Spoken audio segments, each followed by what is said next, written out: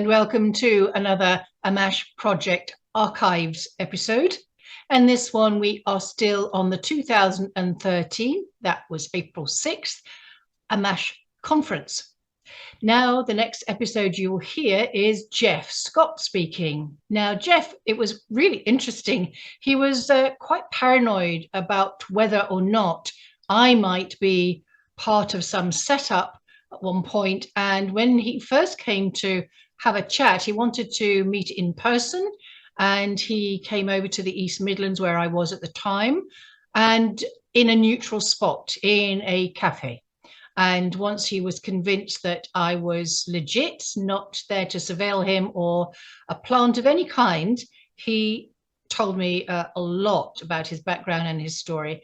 And what you'll hear today is just part of it. And I think you'll find it really interesting. Again, these personal testimonies, these are not professional speakers or presenters. These are people who have a life doing things which get disturbed by, in Jeff's case, a lot of surveillance, harassment, as well as all the ET stuff, which plagued him when he was a child. He doesn't talk about that too much, but it gets mentioned.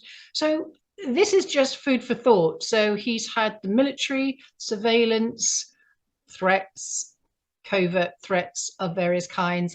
These people are so brave and courageous coming forward, and I hope you appreciate that. I really do. So enjoy Jeff Scott, the Ammach Project Archives series.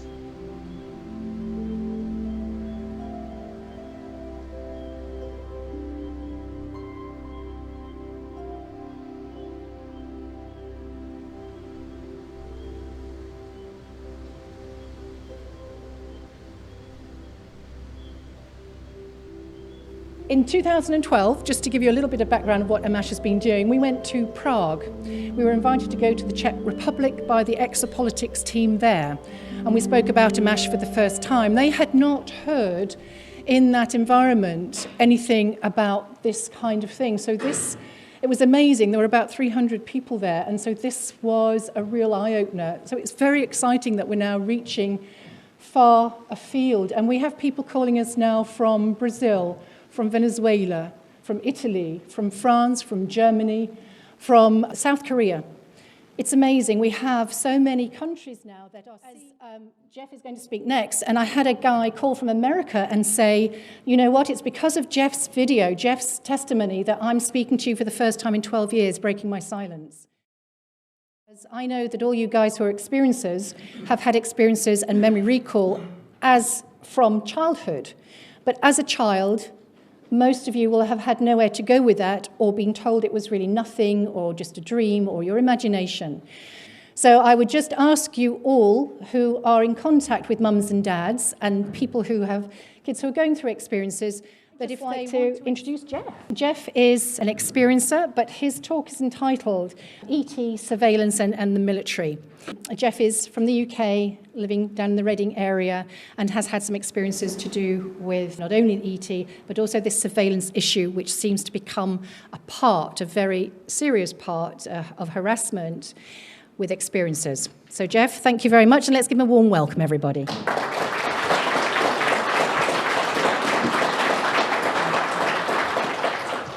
Good morning, welcome to the second Ammach conference. I'd like to speak to you today about the world of covert harassment, military surveillance, military abductions. There's a few things that probably seem a bit off topic, but they're quite relevant, so we'll speak about those. In the winter of 2001, I was the UK's most dangerous man. That sounded a bit silly to me at the time as well, but if you see the amount of surveillance I had parked outside my house, you would probably agree with me. I'd like to give you an overview of my earthly genetic origins. My mother was Welsh, born of Welsh parents, the Celtic bloodline. My father, this man to the right of the lady in the dragon green dress, he was, his father was Norwegian, it's the Norse bloodline. His mother was Germanic. Her family name was Katz or Katz, or I think it's Afrikaner or Germanic. So I've got those two genetic lines in me. Just a footnote, the only time I've gone forth and multiplied was in 1988. I had a son, 24 years old, he lives in West Wales. I don't get to see him, unfortunately, due to circumstances outside of my control. His mother, my girlfriend when I was 18, her name was Paula Anne Frank. She was a direct relation of Anne Frank, a Jewish lady from World War II era. So I found it interesting recently, the penny dropped, and I thought, well, my Germanic, Norse, Celtic blood mixed with the Jewish blood. It was a bizarre situation, the way it worked out and the way I don't get to see my son. It was truly bizarre. I will speak about it one day. I've had numerous abduction experiences since I was 4 years old. I think was the first memorable one that I had. I didn't really experience anything that I remember up until I was 11 years old. During my 11th year, I used to get abducted several times a week for the whole of my 11th year. It was absolutely horrific at the time. I used to go to bed, turn off the lights. I used to have this impending feeling of something very bad was going to happen. Suddenly get paralysed, and that would be the last I remembered. I'd wake up the next day quite tired, withdrawn, go to school, go on with my day. It used to happen night after night after night after night. 30 years later, exactly 30 years later, I began to have nightmares, start to recall events happening in my bedroom when I was 11 years old. I'd wake up at 3 o'clock in the morning, call out. God knows what the upstairs neighbours used to think. They're proper traumatic memory recalls. Recently, in the last 13 and a half years, I've had problems with military intelligence. I've had military abductions, as the term is known, probably 3, 4, 5 times. My first experience of spies was back in about 1988, 1999. I live in Reading. On the north side of Reading, there's a place called the BBC Monitoring Service. It's a big mansion. It's got the BBC, a couple of radio studios in there. They've got big satellite dishes in the ground, or at least one massive one there is. Now, I used to date a girl who used to help her mum with a cleaning job inside BBC Mansion, and she said there was Americans walking around with guns in holsters in there, which says to me it's full of CIA and NSA personnel. Fast forward to 2012, this is relevant to that place. We were waiting at some traffic lights. All of a sudden there was a 1 second flash, there was a big zigzag, and what looked like a white fried egg at the end of it. It was there for 1 second. Me and my mate sat at the traffic lights looking at it. This is about half a mile away from this monitoring service, the BBC. My friend joked and said, because we were going up the hill to pick up his son, which was about a minute up the hill. I said to my friend, I said, we'll get up the hill to pick Christopher up, and he'll say, Dad, where you been? You're an hour late. And my friend said, yeah, I'll look at the phone, there'll be 25 missed calls. And my friend believed nothing about UFOs or aliens or anything like that. In 1988, just north of this BBC monitoring service, about 4 miles north, there's an antenna field. It's got a big stately home there, which has got shutters over the windows. It's obviously a spy facility. There's miles and miles of antennas, shortwave antennas, satellite dishes. We used to go up there on push bikes when I was about 18, just mooch about, have fun up there. I remember being in the pub a couple of weeks after going to this place and looking in close detail at the mansion. My friend said, that bloke keeps looking at you. And there was your classic Cold War spy. He had your long rain mac, beige rain mac, a dishevelled grey hair, and an old tattered briefcase. Looked like he'd just stepped off the plane from Vienna or somewhere. He was staring at me. He made half a pint of beer last about 2.5 hours, I think it was. When we left the pub, we walked down the road. We noticed he was following us. So we hid in the shop doorway. As he come along to look for us, we jumped out and said, hey! And he got really embarrassed and walked off the opposite way. That was my first ever experience of spies or the intelligence services. A common thread in my research is that UFOs and the NSA go together.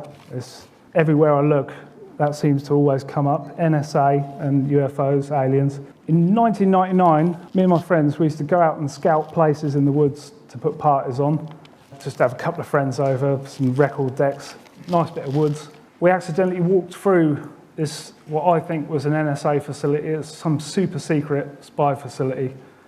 Before we got to this facility, we was lost in this bit of woods trying to get back. We looked up and we see a point of light above us, pulsed and shot across the sky, faster than like a meteor, much, much faster. We then walked through this facility, it's the only way to put it. There was like a house which was really picture perfect. Every lick of paint was perfect on it. There was no one in there, even though all the lights were on. There was a load of buildings in the grounds, and none of them had windows. They all had like, I think they were thatched roofs, so from the air it probably looked like a stately home with some buildings, but none of them had windows. We were subject to some quite high-end surveillance equipment when we walked through there. There was in the mortar joint, this flash come out and took my picture, and my friend went through it as well. I said, "Did that do that to you?" He said, "Yeah, keep walking, keep walking." So we got out there. A couple of weeks after, I noticed I was under surveillance, and there were people watching me. Everything I did, I would notice. Brand new cars parked outside my house, people followed me down the road. If I went driving somewhere, I'd notice cars were definitely following me. I got curious about this facility, so I took one of my best friends, took him back there and showed him it, and we walked through there. This place is so secret that it hasn't got a fence around it. Be admitting that there's something there if they had put a fence around it, but it is a proper super secret facility. There was a Land Rover parked in a field about 100 yards away, and it was watching us. There were people in it. I could tell the engine was running because the steering was twitching. So whoever it was in there.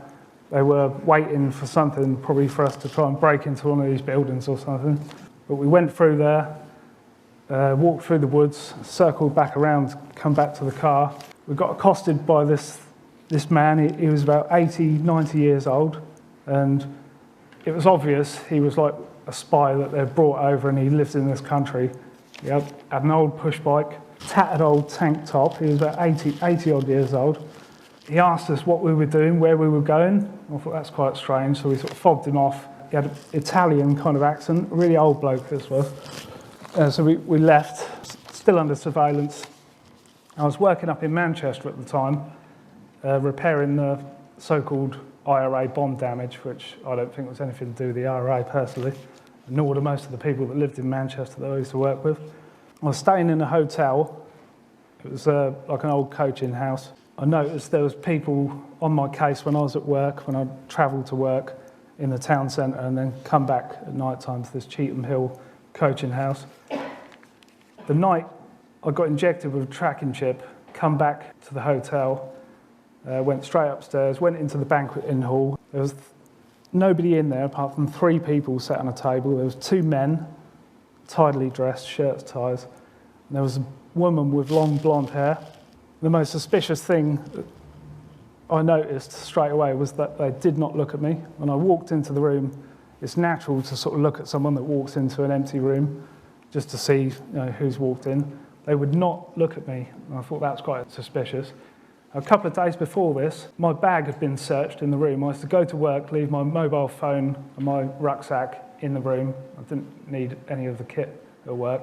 I come back, and the key to my room had gone missing. And the lady, I think Sharon her name was, the proprietor of the coaching house, she had inherited it from her father. She said in all our years, we'd never had a key go missing. Well, 24 hours later, that key turned up, back on the peg. And she said, look, I don't know what's going on, it's completely strange. I noticed that my bag had been searched because the zips were in a different position. I didn't know at the time that they'd cut the strap and put something in, probably a listening device or something into the strap. It was a brand new rucksack. A month or so later, I found that the stitching had been slit open with a sharp knife, and there was nothing in there, but it'd obviously been put in there and then taken out. I finished my dinner in this banqueting hall with these 3 people anyway, and I went back to my hotel room. It was about 11 o'clock at night. I thought, I'll turn in for the night, so I switched off the television.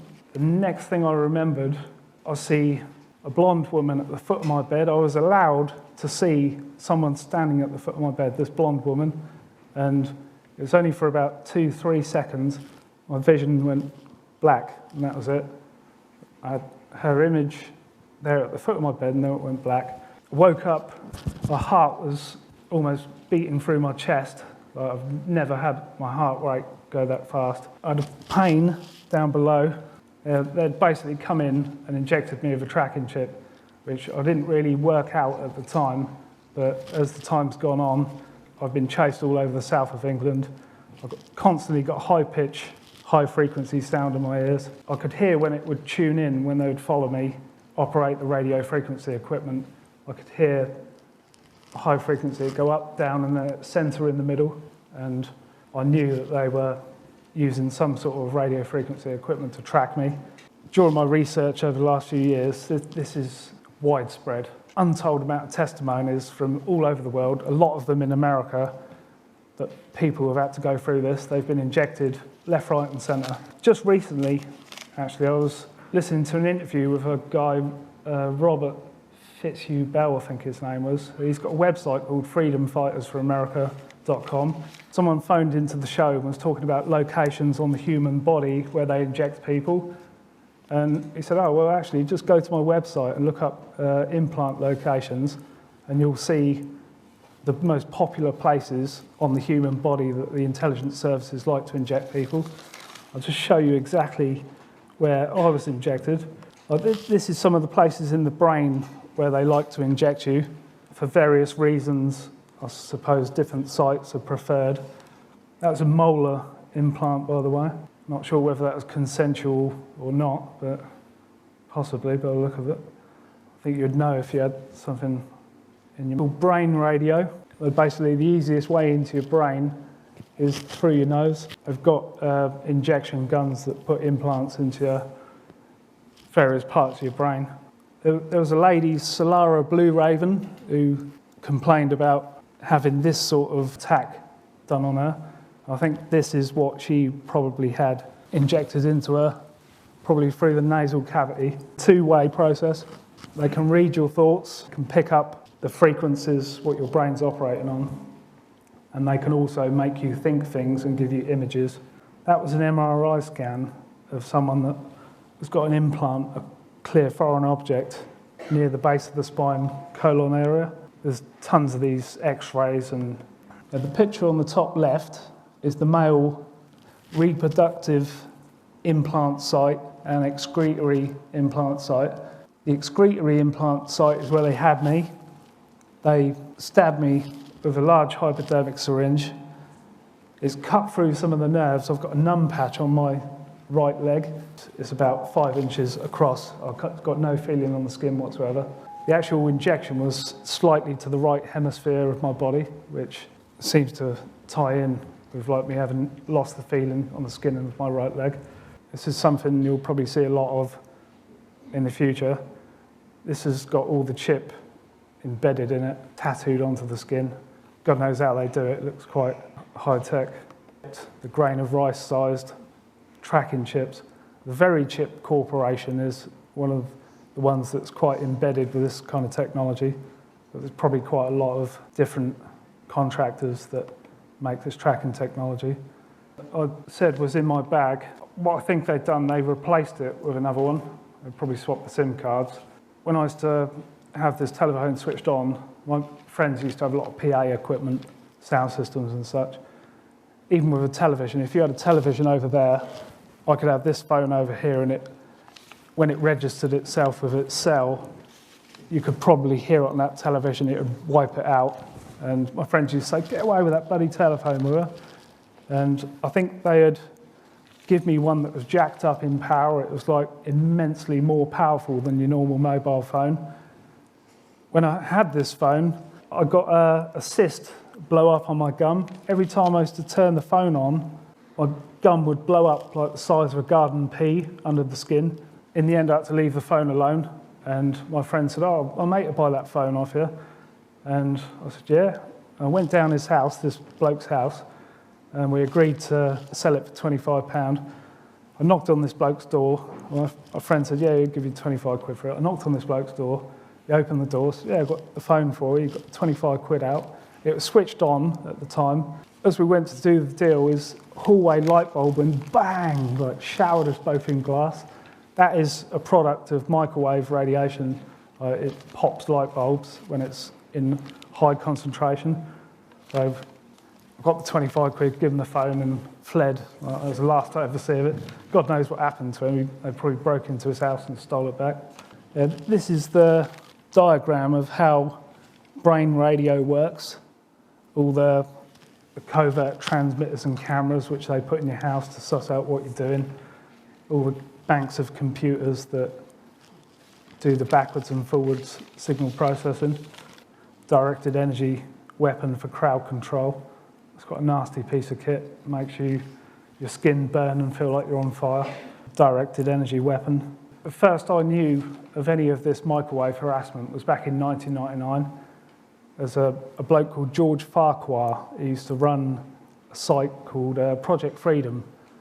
It was up for about a year and a half, and the security services took it down because they didn't like people knowing about what they got up to behind the scenes. I think you'll still find references to it on the internet, but probably few and far between. I don't think the actual site's up that you used to have. You can just imagine what they've got behind the scenes, what the intelligence services have got. They've got stuff far nastier than this tunnel boring machine. 50 kilowatt magnetron. This comes from a gun that you can buy off the internet. You can buy the parts for it. You have to buy the magnetron separately. The oven you've got in your house is probably about 800 watts. This is 50 kilowatts. That's 50,000 watts. You can only ship these by land. If you wanted to buy one, they wouldn't be able to put it on an airplane because it's got such a strong magnetic field, it just wipe out the flight controls, probably down the aircraft. But again, all this stuff's available to the public. So you can imagine what they've got behind the scenes that's not available to us. In 2001, something happened that caused me to be the most dangerous man in the UK, I thought, with the amount of surveillance I had. My girlfriend at the time, she was a photography student. She bought herself a nice SLR camera, Canon, I think it was.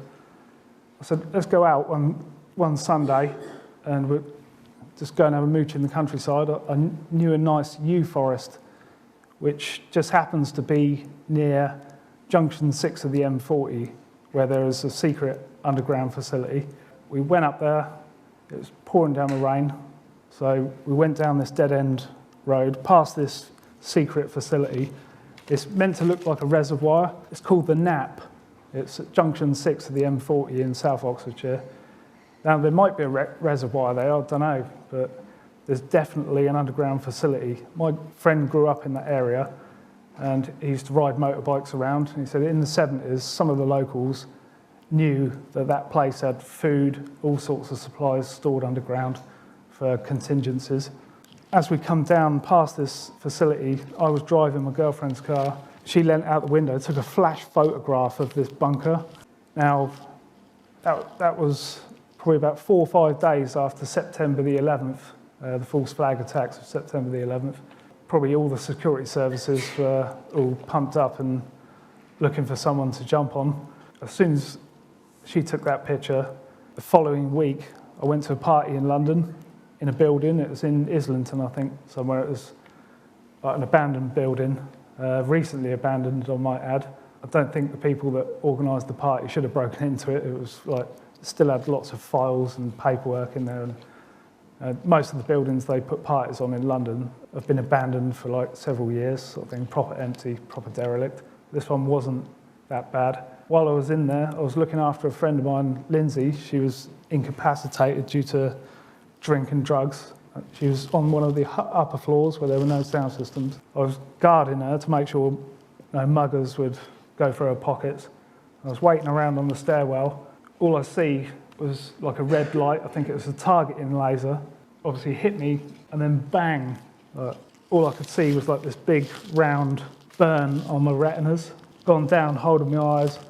I've looked and I see a Middle Eastern looking man running away with a big paper shopping bag down the stairs. I recognise him as being one of the people that sold drugs on the entrance to these parties, like these squat parties in London. He was always there, always at the main entrance, always selling pills to people. Now, I think he is an Israeli agent, to be perfectly honest with you. He's hit me with his gun, he's run off down the stairs with this big paper shopping bag, reeling from this proper incapacitates you. It's like a proper anti-personnel weapon, it's not a torch, it's nothing trivial at all. I've gone down the stairs, and by that time the party was being shut down under noise abatement rules. There were people in there walking about, all the systems had been shut down, there was no police officers. There was groups of military personnel, like young lads in 2s and 3s, all walking about with each other. You could stick out like a sore thumb from your average raver. Totally silent, there was people walking about, pulling leads out of sound systems, cursing about having the party shut down. I've seen this bloke standing in the doorway. He had like a green jacket, like an army green jacket, plain green jacket. He was stood in the doorway and he had like a big camera strap over his shoulder and some device hanging underneath it. I looked at it, I see the reflector on it, I thought that is exactly what's just burnt my eyes out. Gone up to him, I said, mate, let's have a look at your torch. He's pulled it from underneath his arm and he's pointed it in my face. He said, I think you got the idea, didn't you, just now? I said, all right, mate, yeah, I think I did. And I backed off. I was fuming by that stage, like my eyes were killing me. All I could see was like these big round circles. About 10, 15 minutes later, he'd moved to a different part of the party. He was on his own, or what was left of the party. He was on his own, he was stood there. Right, I've gone up to him. So let's have a look at your torch, mate. I've grabbed it from underneath his arm.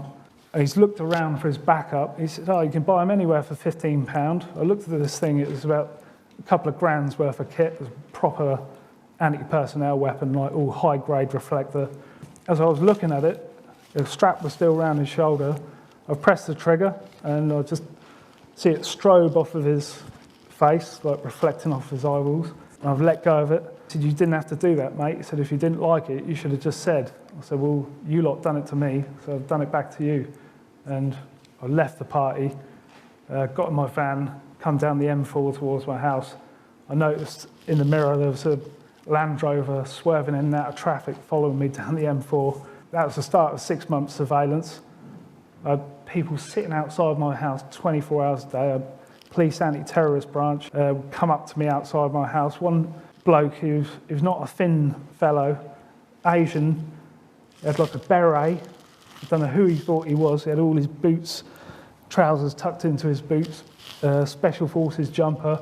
And he was obviously anti-terrorist branch police. Like, there was nothing covert about him. He'd come up to me outside my house. So, I'm looking for the Rastafarian. And he had this, like a pile of anodins, like wrapped up in cling film.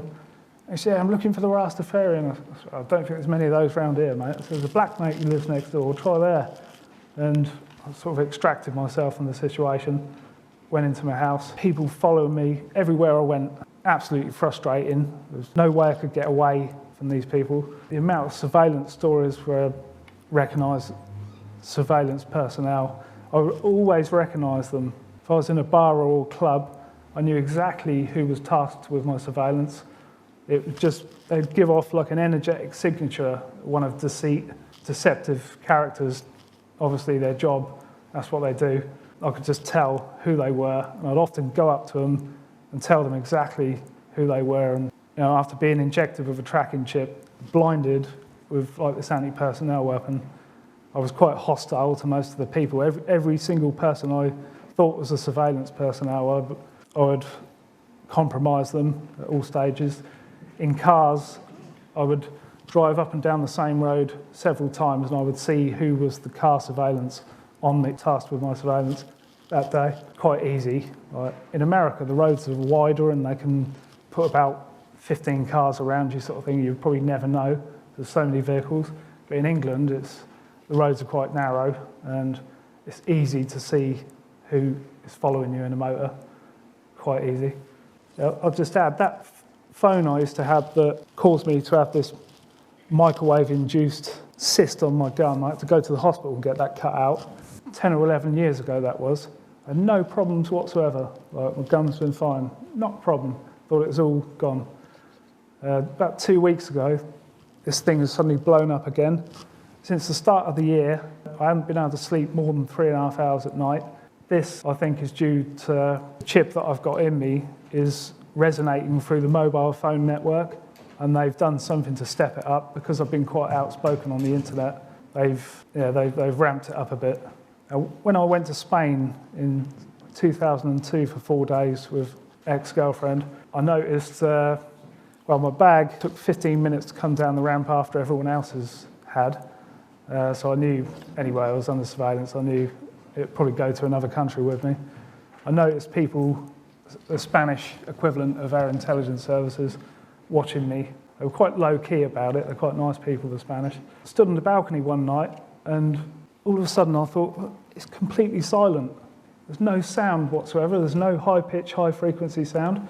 Now this chip that I've got in me is obviously tuned for the UK's mobile phone network. So when I went to another country, it doesn't work. However, there's something called the Iridium satellite network, which will cover almost every bit of the planet. And if they really need to find you, they will. This poor bloke here, Terry Parker Jr., he's got 43 implants in his brain. You can see them on there.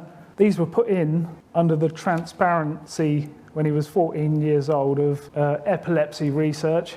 He wasn't consented, he didn't consent to have these things put in him, but he was in and out of hospital when he was 14 years old, and they were experimenting on him, basically filling him full of implants. There's so many people have come forward, and this is just a picture of anyone who knew me back in 2001 when I had full-on surveillance, knew that I had a white Peugeot 305 van. This is an example of the mentality of the intelligence services.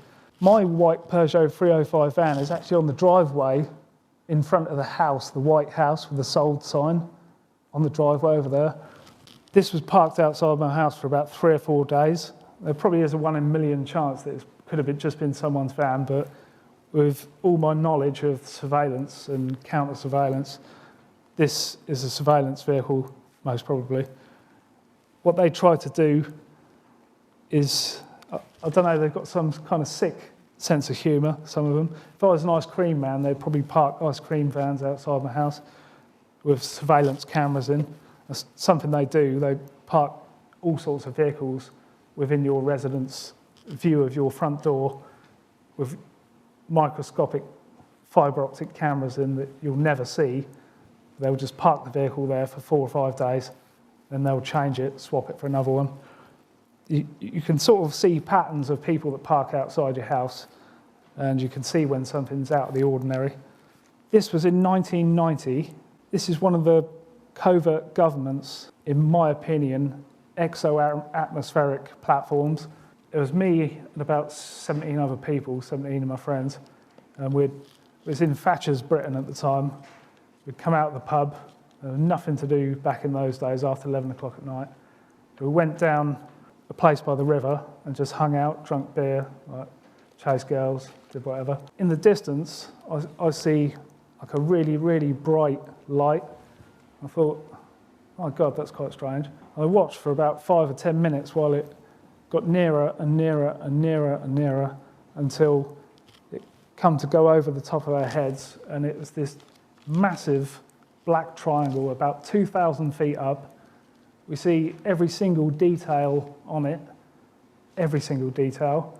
On each wingtip there was a small white light, which I thought, well, usually you have red and green lights for navigation. This was obviously a military craft, it didn't have any navigation lights. The main feature of the underside of the bodywork, these 2 massive headlamps. Now they wasn't something that shot out on stalks when the crew deployed the landing gear. These things were built into the bodywork, and they were massive, massive. Many orders of magnitude bigger than jumbo jet lights, landing lights, which says to me this thing spends a lot of its time in places where there's not a lot of sunlight. Behind these 2 lights, that square rectangle was a massive dark red panel. It was like glowing. When you looked at it, it was blurred. It looked blurred. The whole of the craft was completely clear. You could see every single detail on it. The panel looked blurred. It was like a big, what I thought of at the time, it was like one of those red LED radio alarm clocks that had gone wrong. It looked like there were patterns in it. I couldn't quite work out what the patterns were, it just looked strange. As this thing was going away in the distance, on the back of it, it had another similar sized, massive red dark panel. It made no sound whatsoever. The only sound you could hear was the massive displacement of air. Obviously, as this thing was going through the air was having to move out the way. That's all you could hear. There was no sound of turbines, jet engines, nothing. These things, the next time you can't afford a pair of shoes or your house gets repossessed, this is where all the money's going, into these secret black aircraft, underground bases. I believe the covert government's got a fleet of space vehicles that they use to go to bases on the moon, probably Mars. There's something I've never seen a description since of anyone that's seen anything like this vehicle. It's not a TR-3B from what I've sussed out from my research. They have a big accelerator ring in the middle. They have 3 on each point of the triangle. They have another anti-gravity device that helps with their propulsion. This was probably some kind of ion propulsion or something. It probably had standardish rockets to get it off the ground. As soon as these things are up and flying, they change to their other propulsion system, and they use no conventional fuel whatsoever. A lot of these vehicles have what's called electrogravitic propulsion, where they charge the leading edge with millions of volts positive charge, and then they spit out in the exhaust the negative part of this millions of volt charge. And the potential between the back and the front, the charges, actually pushes the vehicle along. It doesn't take any rocket fuel to actually make it move once it's up and going. If these things, when they go out the atmosphere, they have hydrogen rocket engines, like with oxygen afterburners, I think they've got. Some of these engines are made by the Rockwell Corporation. They're quite a big player in the defence contract arena. There's some more of the surveillance stuff. There's just so much of it. Around the time I got my eyes burnt out, we'd come out of my friend's house, and there was a Middle Eastern man, again, had the boot of his car open. I got in my friend's van as a passenger. As we drove past him, he showed me a machine gun in the boot of his car. It had all the holes in the barrel and everything. He showed me it as if to intimidate me. I think this may have been within 3 or 4 days of the time I got hit with the anti-personnel weapon. There's just so many things I could go into, but we haven't got enough time today. This anti-personnel strobe gun, I read a book just before Christmas. It's by Stephen D. Kelly, an American guy who had a history of making lasers for Glock weapons like law enforcement, laser sights, gun sights. He had dealings with a French man that introduced him to this plasma beam. What they called it was a plasma beam weapon. Now, I messaged him and said, I've actually had this weapon used on me. He sent me a message back and said, yeah, I strongly suspect that was what was used to hit Henry Paul, Diana's driver, when he crashed into the 13th pillar in that tunnel. Their car was stolen a week before. It probably had its engine management tampered with, so it could be remotely controlled. They probably stuck it on full pelt and then hit him with this gun string through the window, and you wouldn't stand a chance, to be quite honest with you, once you get incapacitated with this weapon. 2001, this is where the line gets blurred for me. I was sleeping in a girlfriend's bed in West London, in her father's house, retired police officer. We woke up both exactly at the same time. Within seconds of waking up, she said, my arm. She went straight to her upper arm, and there was three injection marks in a triangular formation. She looked at me, she said, oh, you got a nosebleed. Like, all of a sudden, blood poured down. Now, I've heard so many cases of similar things being done. This actual picture is of a young man named James Rink's website. He's an experiencer. He gets these marks, injection marks in his lips all the time. Yeah, he's obviously being abducted by whoever, I don't know. They seem to have the power to come and get you and take you without any linear time passing. Yeah, they seem to do it just in a fraction of a second. and do whatever they've got to do to you. This is why I think there's a lot of collusion between the intelligence services, the covert government and extraterrestrial races. They're hand in hand with each other. They've been swapping technology. We've been given technology, and covert government have been giving them free rein to do abductions and whatever they choose to the human population. I had an SAS bloke come up to me in the pub. He made himself known as SAS. He said he'd been asked to come and have a look at me. He then went on to say, "You're like me, and I can't wait to die." And he had this 1,000-yard stare in his face when he'd obviously thought about some of his fallen colleagues or whatever. I thought, hold on, I said, "You're on your own there, mate." All I could think of was that the intelligence services, because they didn't like me countering their surveillance, I think they'd billed me as a suicide bomber or something like that. That was the most popular thing to accuse someone of back in the first part of the 2000s. I'd like to say there's a couple of things we can do. We can educate ourselves, because when we do that, we not only learn things ourselves, we upload the collective consciousness of those around us. That's quite an important thing to do. Another thing we can do is show others kindness and humanity, because not only do we promote our own spiritual growth, but we plant a seed in their head of the people we do nice things for, and then hopefully one day they'll go out and do nice things for other people. Bit of a random presentation, but thank you for listening, and enjoy the rest of the speakers today, and thank you very much.